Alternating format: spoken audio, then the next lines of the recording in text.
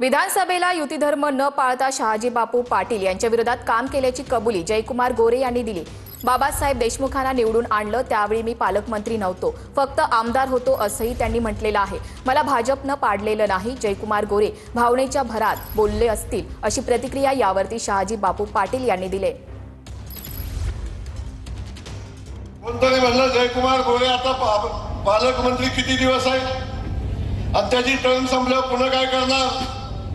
त्यांना सांगायचंय तुम्ही आमदार होताना जेव्हा जयकुमार गोरेनं मदत केली म्हणून आमदार झाला, तेव्हा जयकुमार गोरे पालकमंत्री नव्हता।